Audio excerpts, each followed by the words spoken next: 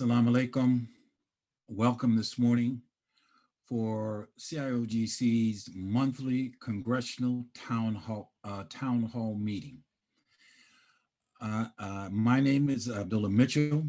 I serve as the Executive Director of the Council of Islamic Organizations of Greater Chicago, an organization consisting of 68 different ethnically diverse Muslim organizations here in the Greater Chicagoland. CLGC serves numerous roles to amplify the voice and advocate for the interests of the Muslim community. Today's webinar grows out of the critical role that we seek to serve for Muslims, and that is concerns civic engagement. CLGC works to inform and to engage our members in the civic space. How do we do this? We do it through advocacy, through voter education, and voter awareness. And this role in the civic space has a long history.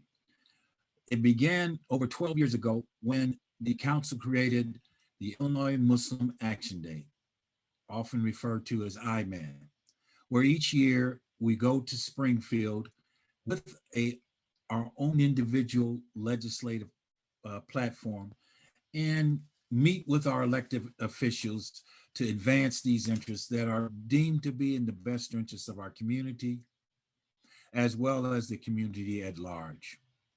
This has resulted in a number of bills that have benefited our community, such as those concerning Muslim dress, the halal bill, and recently the no registration bill, which barred any government agency here in Illinois from maintaining demographics on somebody based on race, ethnicity, or religion.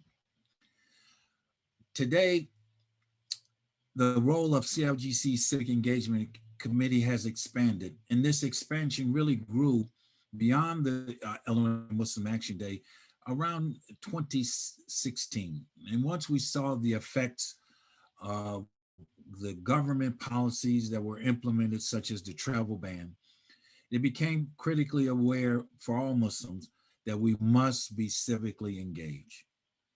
How did we respond to that challenge? By continuing to hold candidate forums, so you, the voter, can be aware of the position of candidates. We actively engaged in the census to assure that the Muslims were counted in the civic, in the tally in the census, which definitely is impacting now, as we're well aware of the apportionment of congressional and state seats, as well as federal funds that will come back to the state of Illinois. We also started a aggressive voter education program that through our website, www.muslimgovote.com, as well as I mentioned, candidate forums, as well as information through our social media. But another thing we've also learned as we continue to engage in this area is that we no longer can only engage at election time. It is not enough. So today is one byproduct of that response to being more involved. And that was the formation of the Congressional Townhall series. The Congressional Townhall series is the brainchild of our current civic engagement chairperson, Dr. Sabah Khan. And these town halls are held every third Sunday of the month. And the intent is to bring our congressional elected officials before the community to share with us what their agenda is, what programs they're working, what policies they're advocating, as well as giving us the opportunity to share our concerns and advocate for those interests that are important, not only for Muslims, but for our community at large. Today's session, we're bringing forth Congressman Mike Quigley, who will be joining us shortly. And at this point in time, I would like to introduce to you our moderator for the program, Mr. Fayaz Hussain. Fayaz Hussain is a longtime member of the Muslim community, By profession, he's an attorney, been practicing over nearly 20 years in the western suburbs, and has served an active role in the civic engagement affairs at his home masjid, the Islamic Foundation. He also was critical in the forum when we were holding our candidate forums, both on a local level as well as when we did our congressional candidate forum. Today, Mr. Hussein will be leading the talk and moderate the questions with our invited guest, Congressman Mike Quigley. So at this point in time, I would like to turn the program over to Fayez Hussein. Thank you very much. Walaikum assalam, Brother Mitchell, and assalamu alaikum, and greetings of peace to all our audience members. And I also see that Congressman Mike Quigley just joined. Congressman Quigley, can you hear me okay? You are on mute. I can see him on, but he might be still on mute. Congressman Quigley, can you hear me all right? Yeah, I think the sound on his part is missing. Let me see if I can unmute him. Brother Mitchell, can you unmute him, please? I've asked him to unmute. There's not, it's on his end. I think we're gonna have to. Okay, there you go. Congressman Quigley, can you hear me? I can now. I don't know what was going on. Yeah, you know, the technology can be challenging, and I'm the most technology challenged person, I think, on the forum. I'm anxiously waiting to stop Zooming. Right. So, all right, I can see you on our screen. Welcome, and I can hear you as well. Are you able to see me? I'm Fayez Hussein. Yeah, I can. Great, great. They told you my time frame, right? They did, yes, yes. Very mindful of it. I think we'll get going as soon as possible. I understand that we have just 30 minutes with you. Yeah. We appreciate your time. I'm a longstanding fan of yours, a longstanding supporter of yours. And this is personal comments. I'm representing CIOGC at the moment, so although we can't officially endorse, I will let you know that I'm a huge supporter. Heard you speak many times with Progressives for Change. I belong to that group.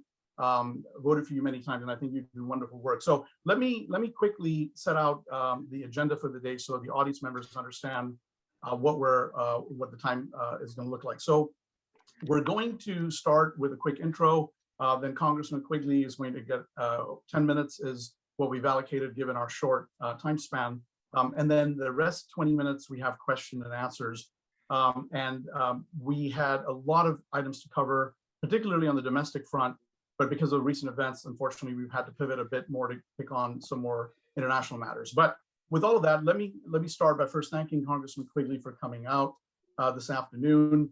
You are as I said, I'm a huge fan. You've been a longtime supporter of the environment, healthcare. The American Public Health Association has given you a 100 rating, supporter of the veterans. And frankly, in the last administration, you really were one of the people who stood out and stood up against what had been happening in the past 4 years. And I can ask you a question about that when we move to the domestic front.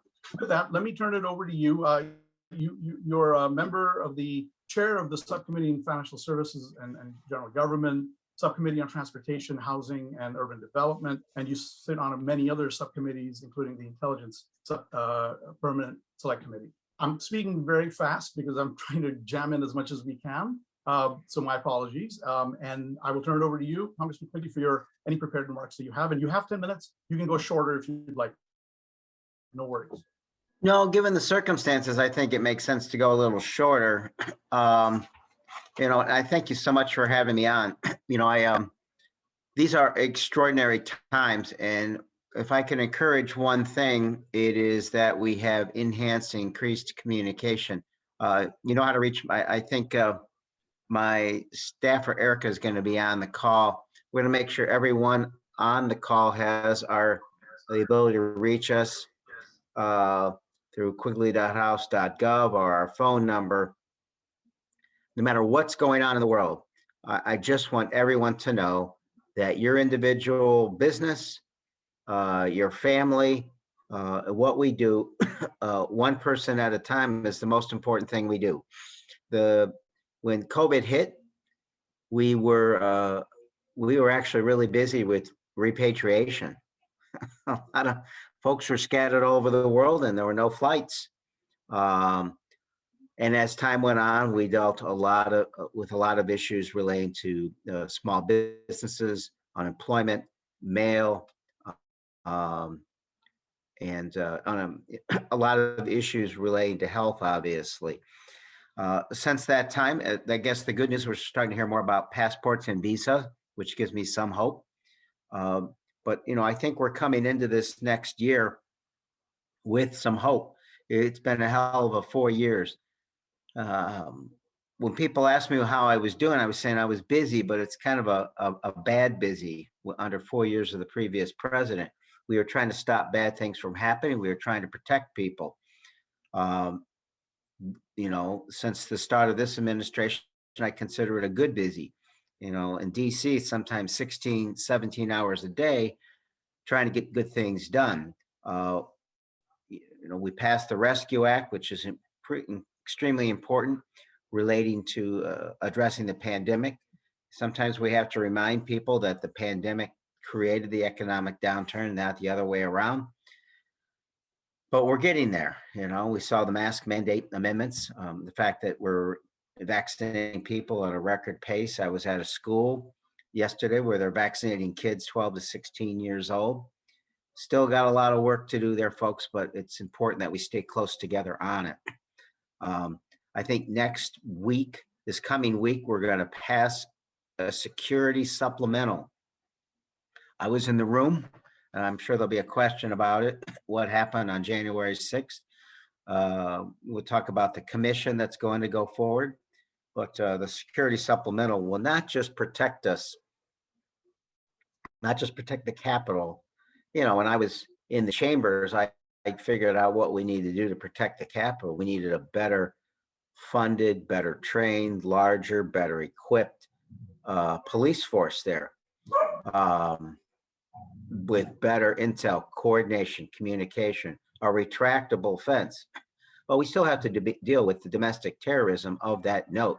FBI Director Wray talked about that recently, saying that is a bigger threat than foreign threats.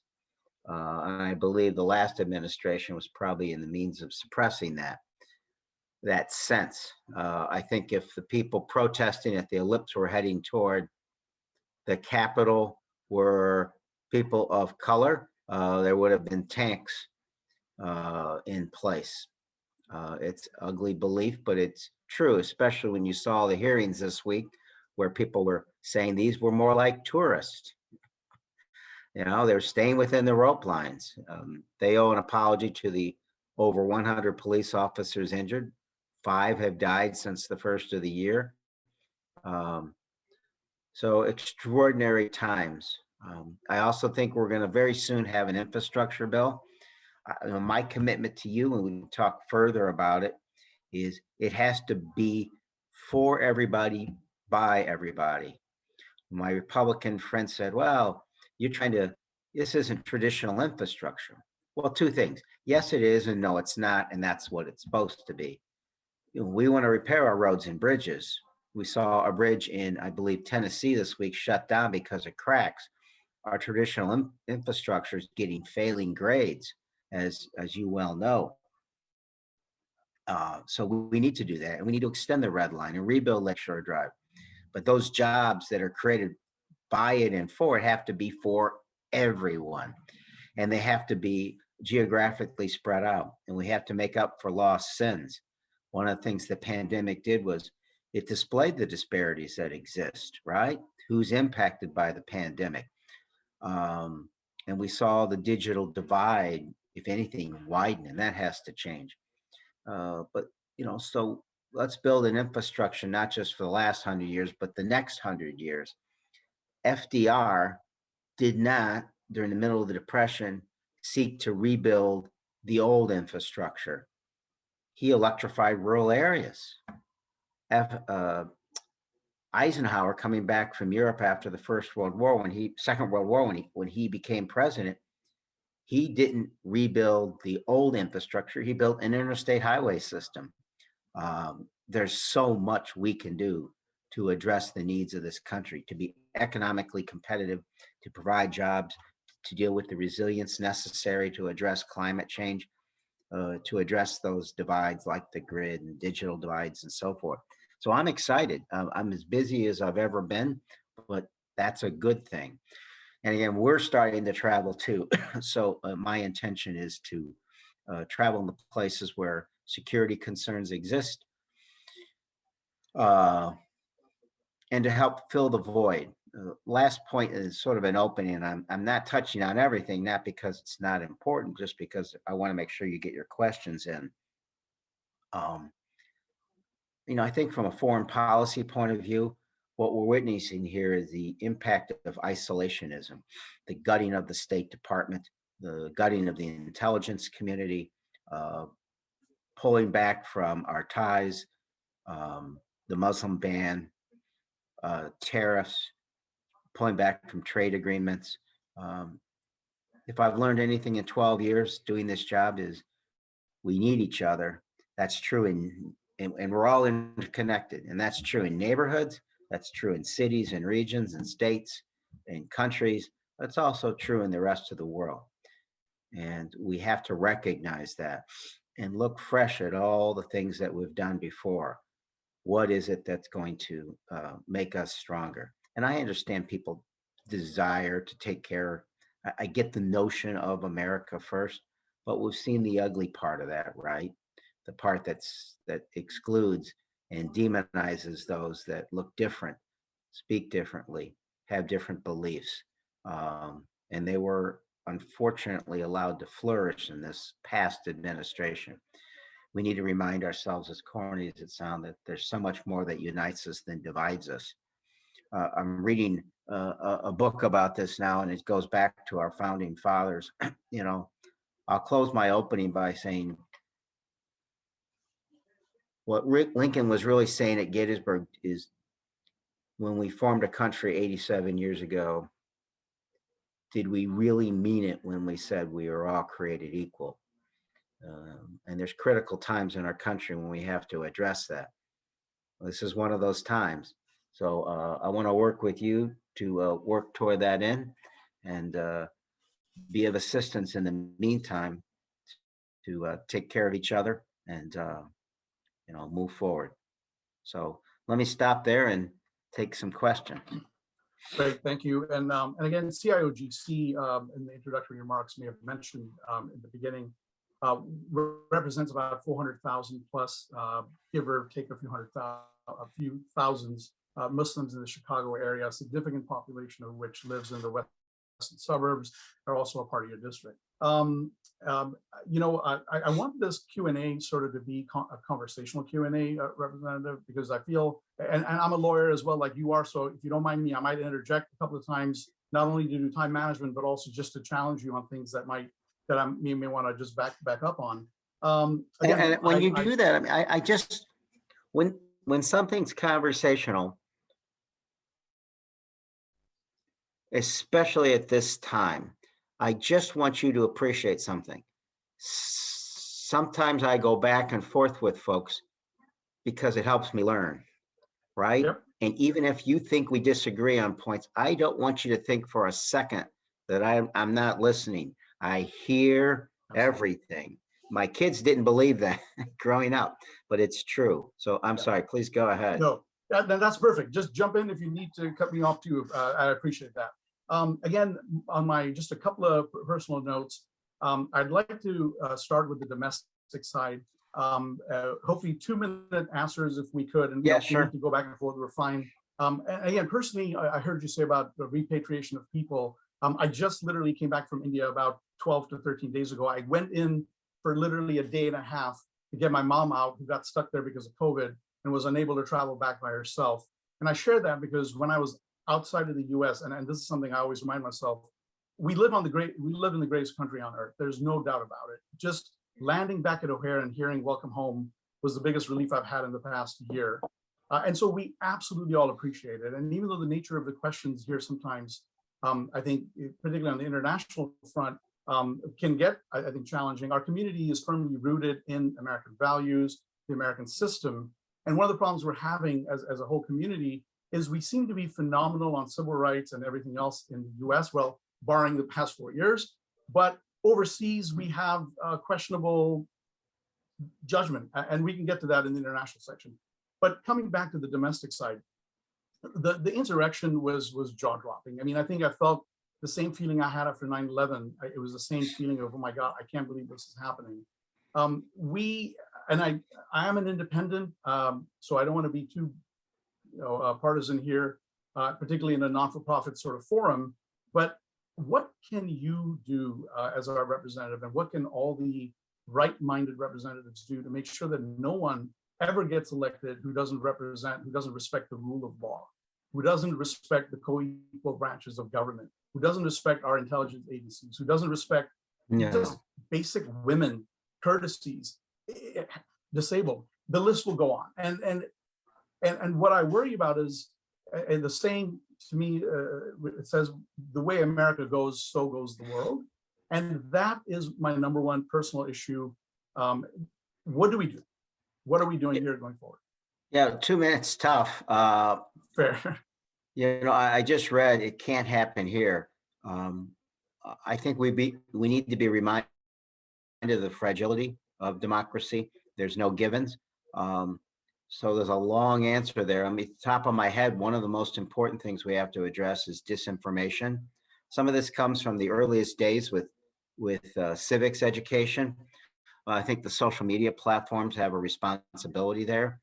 But how, in this sense, do you get past?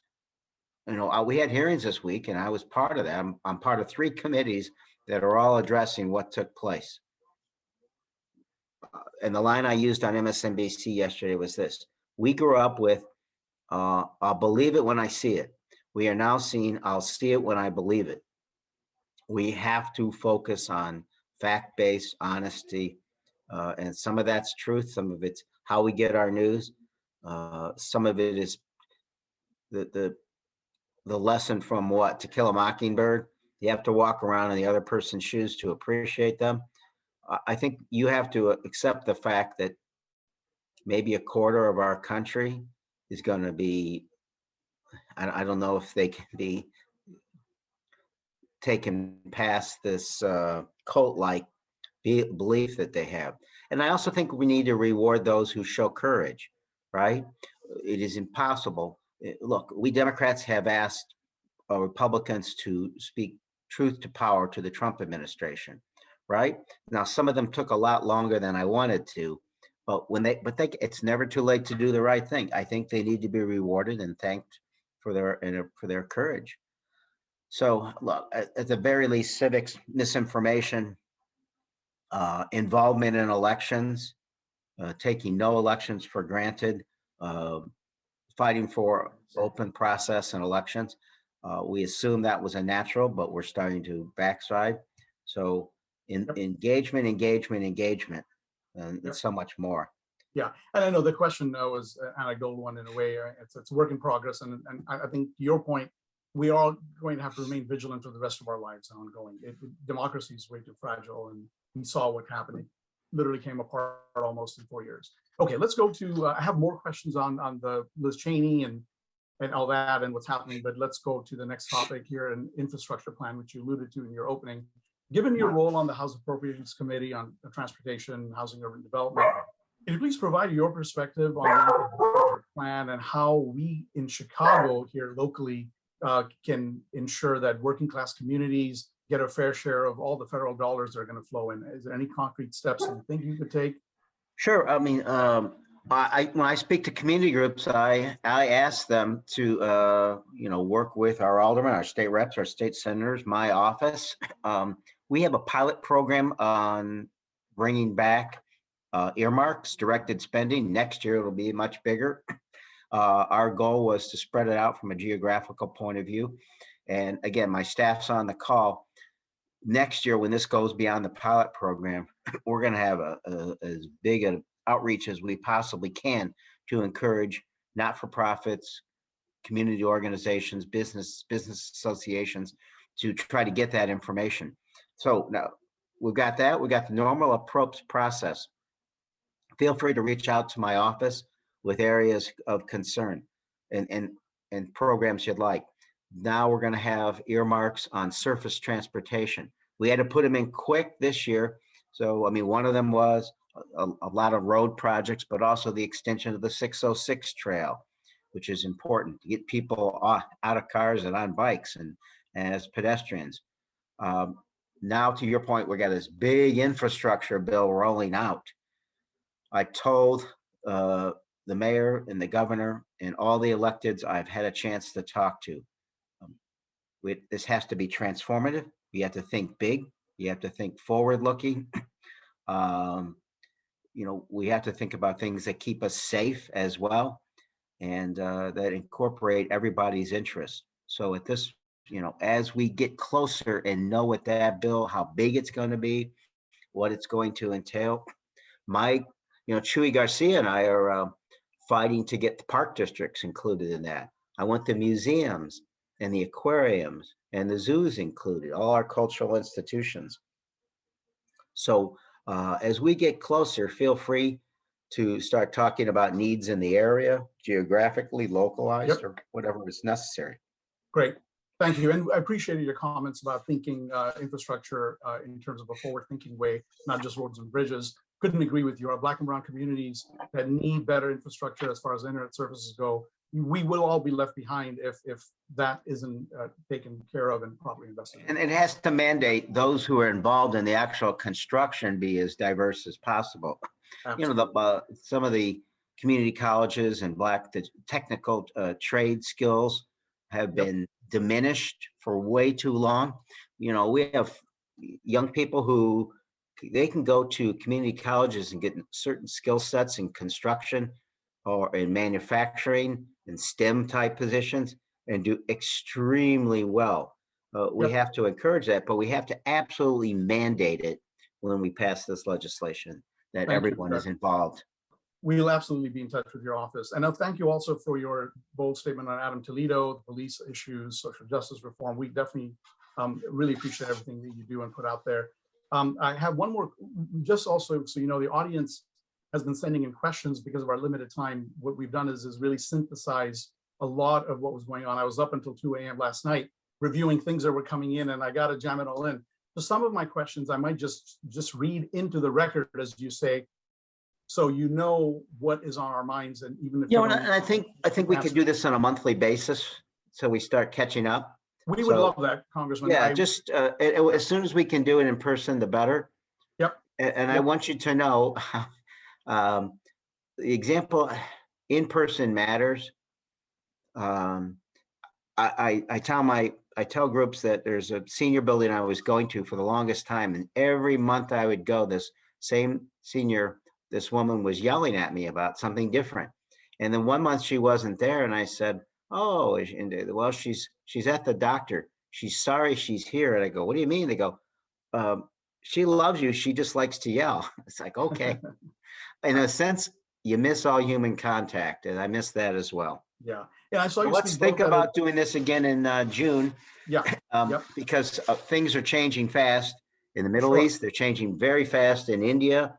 And we have, yeah, absolutely. And absolutely. I've seen you speak both at a church in 2016 and then now in video. Your engagement level is exactly the same. So for that, you get an A+ still.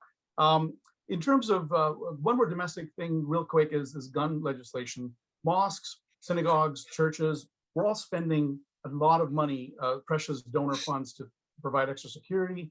We all live day and night in worry of what might happen in terms of the next attack on our religious houses of worship. Kids in our schools are no longer safe. Grocery workers are no longer safe. People working at FedEx, no longer safe. We just can't seem to understand as a community and as Americans, why can't Congress get its act together and pass sensible gun legislation? I know there's a million other reasons, but that's something that's on our mind. No need to respond to that. I just wanted you to know our community is very concerned about it. Give me at least a couple minutes on it. I mean, how about a minute? How about a minute? Because I do want to get to international because look, I mean, I saw the president and the first lady cry after the kindergartners were butchered in a mass shooting. And we thought, oh, hell, then we're absolutely going to do this. After the shooting at the nightclub down south a few years ago, the next weekend, I was at a gun show in Indiana just observing, and they were raffling off an AK. So some of this is just bizarre. I do think we're going to get legislation dealing with background checks out of the Senate. I do have a bipartisan one on NICS denial. So when people who shouldn't be getting a gun apply for one, there's a notification locally for further prosecution. Yep. It's baby steps, folks. You still got members of the House trying to walk on the House floor with a loaded gun. We've got the others running part of the asylum. Yep. All right, the next question, let's pivot into the international forum, where we've got only about like 8 to 10 minutes left of that. So this is international. However, it really is having a domestic impact. And I really want you just to be aware at the moment, if you're not already, I feel like you are with your work on the Intelligence Committee. India, as you may know, is home to nearly 225 million Muslims, the largest minority population in the world. Significant numbers of those Muslims, absolutely, even in the US, we have a significant population of Muslims. India, as you know, was a secular democracy created on nonviolent principles in 1947. The killer of Gandhi belonged to a party that unfortunately now has connections with the ruling BJP and the RSS. These folks were inspired by the Nazi doctrine, and they are now being hailed as heroes in India, the Hindutva ideology, not Hinduism. We have no issues with religious matters. The ideology of nationalism and racism and in Hindus being supreme, that's Shoot. Seems like Fayaz's screen is frozen. So, Brother Mitchell, if you have that question, can you? The Congressman here. You know what I can do with how it unfreezes is, and you get your question, I could talk a little bit about referencing this and then follow up, make sure I've got it covered. Yeah, That's okay.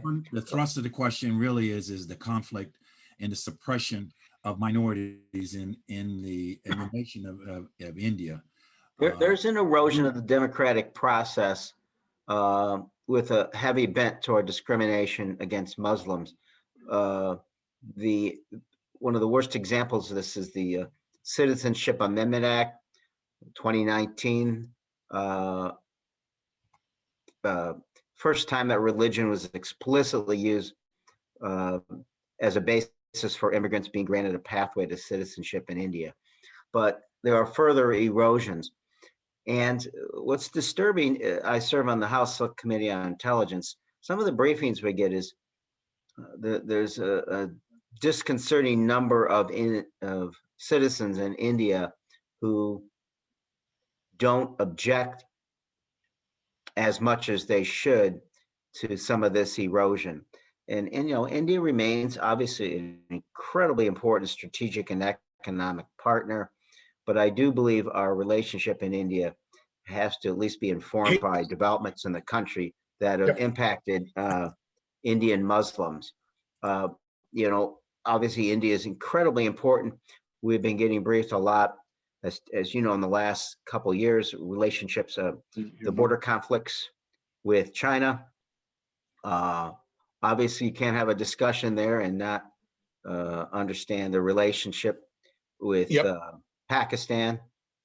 But you know, we have a new administration and a whole set of new opportunities to address these things. Despite the fact that we, you know, this is an important ally, it's sort of a once removed family member. Family members are going to disagree, and it doesn't mean we can't exert as much positive influence as possible to get a family to do the right thing. Yeah, Representative Quigley, sorry, I dropped off there, but I've joined in on my cellular phone. Hopefully you can see me and hear me. No, it's fine. Okay, the computer's bad, but I'm very mindful of your time. So thank you. I think you are saying that we'll do our best to keep a watch on it. The problem we're having is Project 248 it's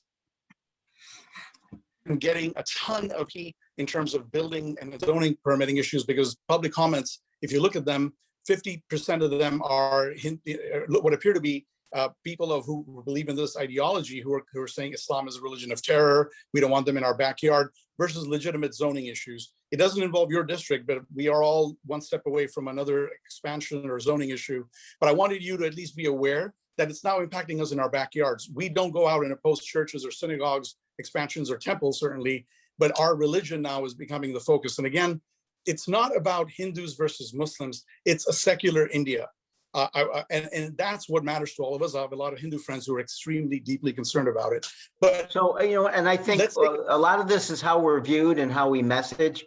So when you're comfortable, again, my district director is on the call, as soon as we can, as soon as you're comfortable, I'm in DC this next week, I think being together at a mosque, talking about these things and the public display of this, not just that we're there, but talking about the issues that you're raising and making sure that the press understands that and the public understands that. Fayez, can we transition now, because we're in less than 2 minutes to the question really now that's on the mind of everybody, what the situation in Israel. We are. Sorry, Congressman, one last question. Is the Congressman there? Yes. Okay, sounds good. Congressman, here's, and this is one of the topics we'd love for you to answer, and we can take it up again. So as you know, in response to the Palestinian protests about continued expansion of illegal settlements in the occupied Sheikh Jarrah territory within East Jerusalem, which expansion, by the way, of settlements is complete violation of international law, Geneva Conventions. And I wrote a paper about it in law school, so I understand the nuances of occupier and what rights the occupied have.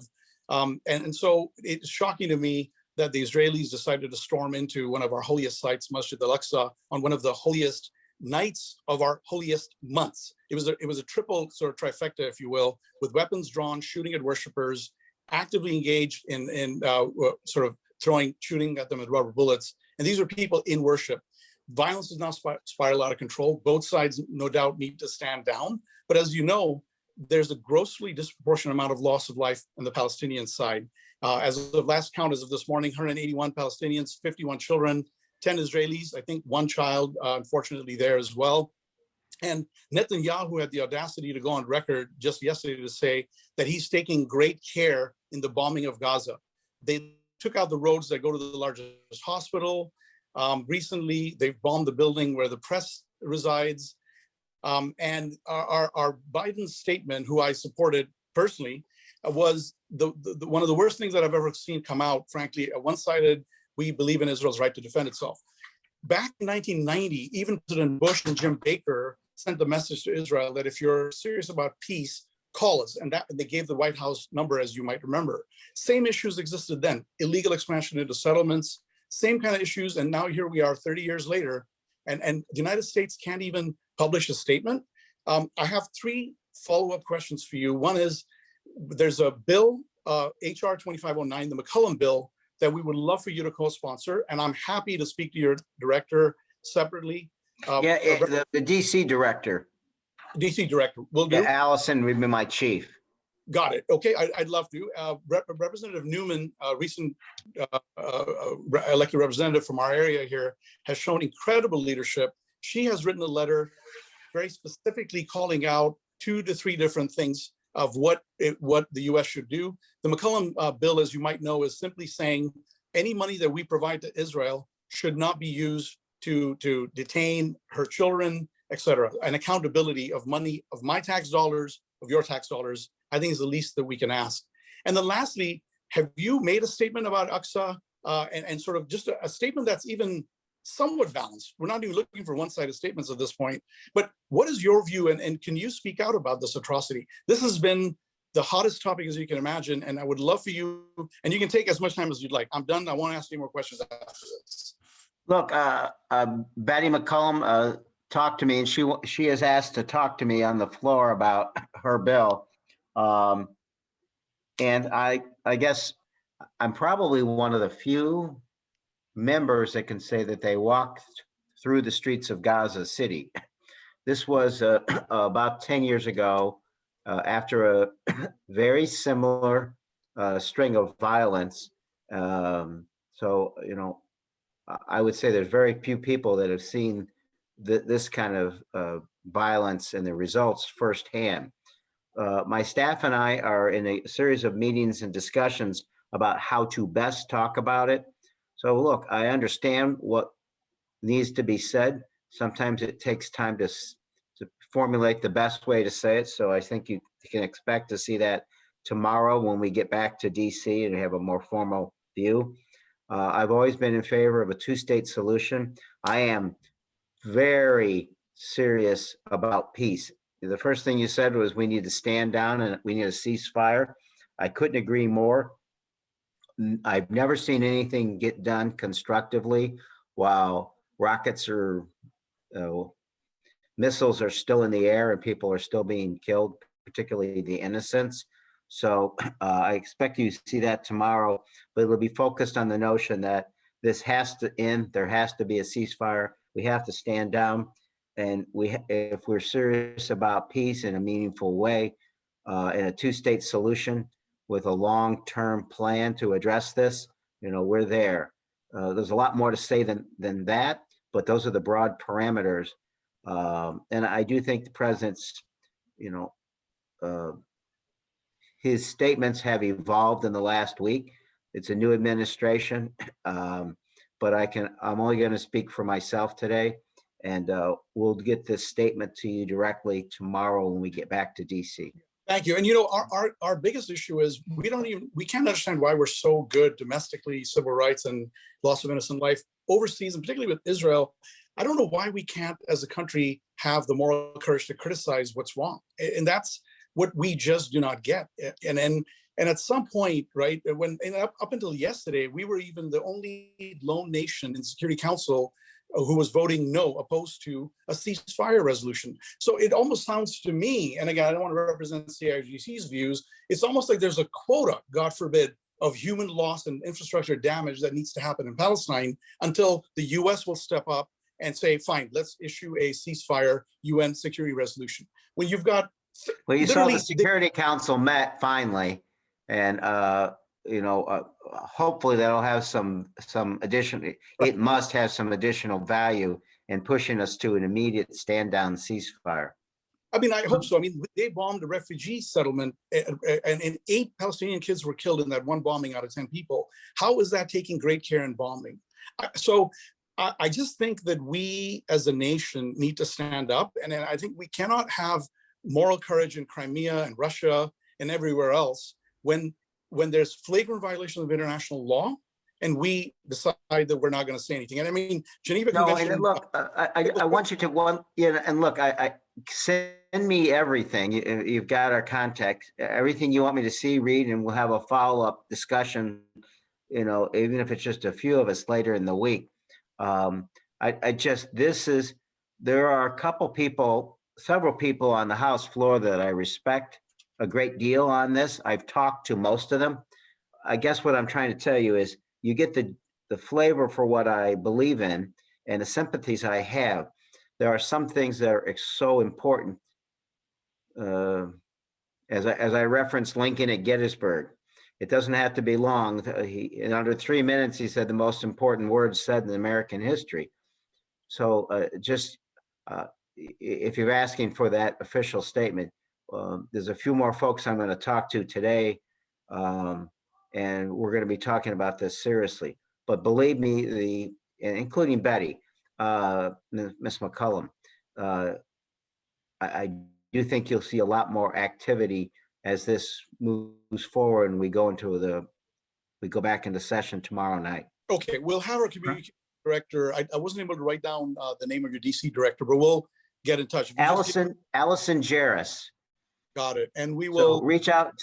Feel free, and you have our contact. You can be patched through, and she'll be aware that you're going to communicate with her. We read. It's a wonky, practical, good, hardworking staff. Get us everything you want to read, and we'll talk again further in one-on-one discussions as we move forward. It's an interesting moving target right now, folks, and it's incredibly important for us to stay in touch. But task 1, end the violence. Task 2, move to peace. Task 3 is, move forward and figure out how to have a long-term solution here. We greatly appreciate your willingness to sort of listen to us further. There's a lot of stuff on digital we can share. We'll share all that with you and your team.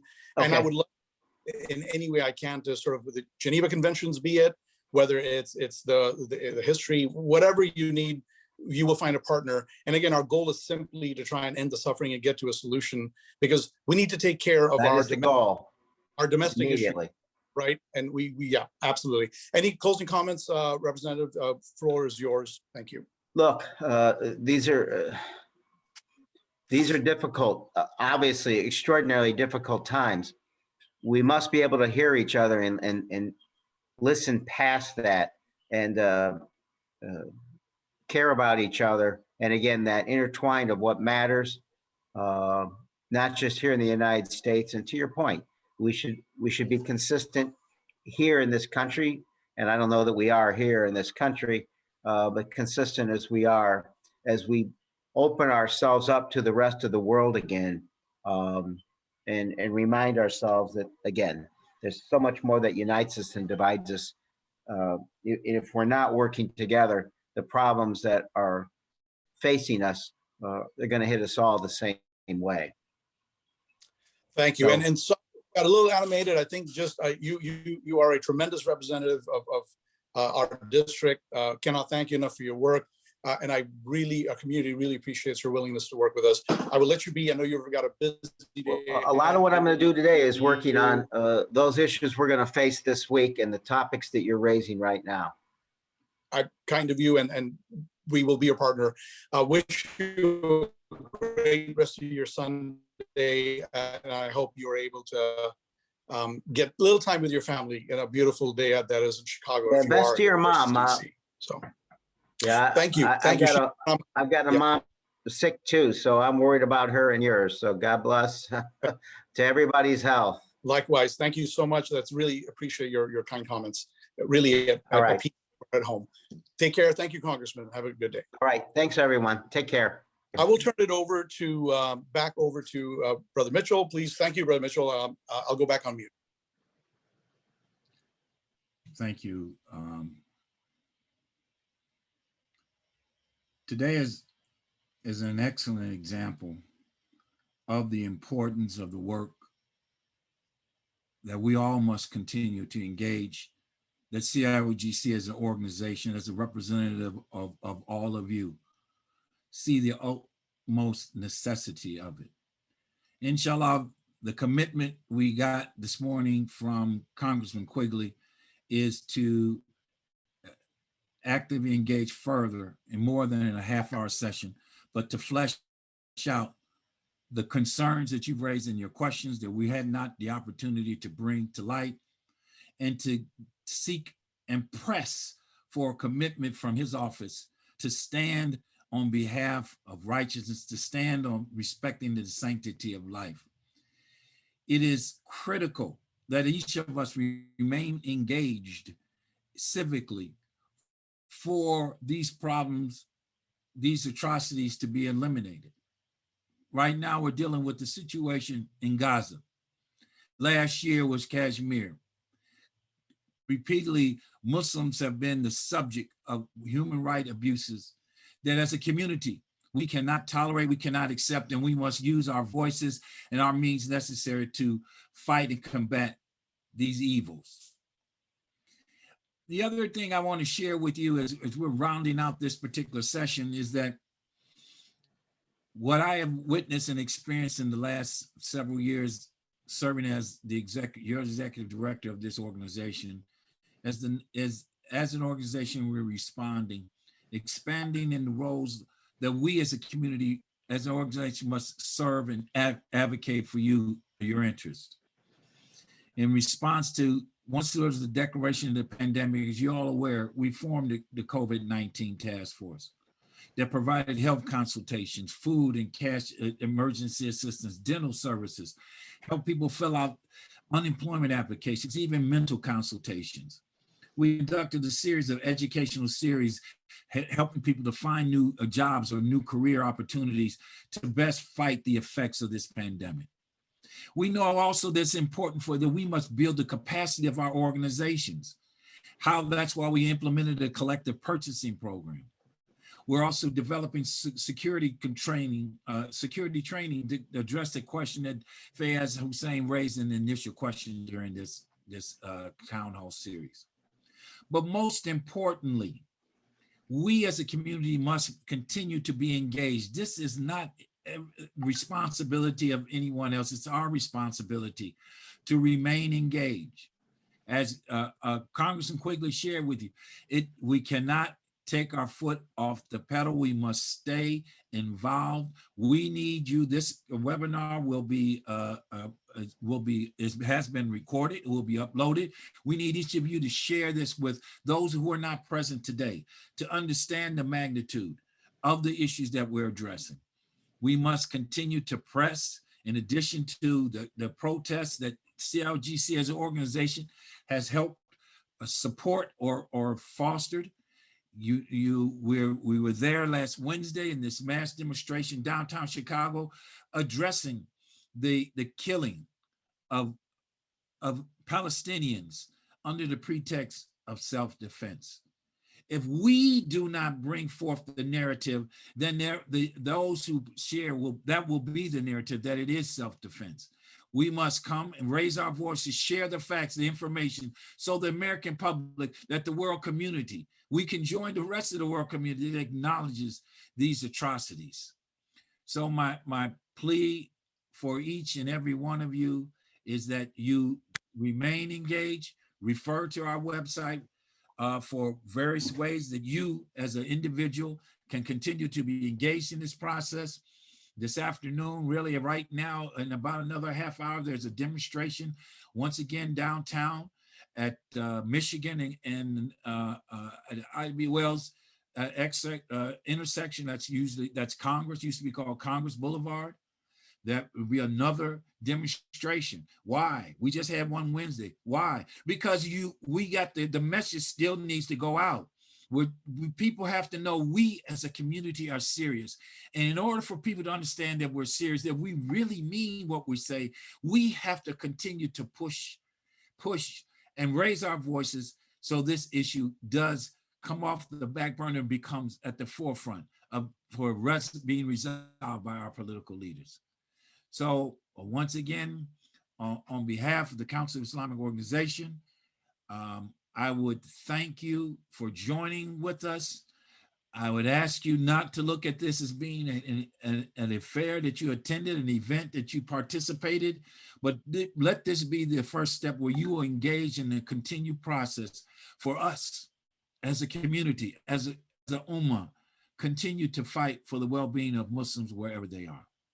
Brother Mitchell, there's a question that came in. We can address it. Sister Ravina, please get in touch with the council about your question about kids and addressing this in schools. It's a thorny issue. We absolutely respect the point you're trying to make, but we at the council, we can try and guide as best as we can. So let's take that offline. Yes, if we can. And let me just say that this is an address. This issue that you raised has come before our Civic Engagement Committee, and we're working with people, but clearly in terms of how to bring sensitivity training in the schools, because it is rising even more with the events that we're addressing. Your help and input would be much appreciated. Please reach out to us either at sabakan@ciogc.org or me individually, Abdullah at ciogc.org. We need your voice. We need your help in lifting this issue that is concerned to all the Muslim community, not just out in Orland or Tinley. It's across Chicagoland. We need your help. Thank you. Thank you for raising the question. Thank you, brother. So, I'm not sure, just in deference to our chairperson, I know he's online, but he's also participating in the rally downtown. I don't know if he's had a chance, if he's still on, but I'm just checking. I don't think he is. So let me, in our Congressional Townhall meeting today, to once again, I'm beating the same drum, saying the same message. Yes, this is an effort on the part of all of us to keep us informed, to give us the understanding what and how we can use our voices to bring change on issues that are important to us. It is through congressional talk series like this, where we're directly engaging our elected officials, or in the streets and demonstrations right now downtown Chicago, to let the public know the importance of our concerns about the preservation of life. A'udhu billahi minash shaitanir rajim wal asr inna insana lafi khusr illa alladhina amanu wa amilu salihat wa tawassaw bil haqqi wa tawassaw bis sabr. Assalamu alaikum.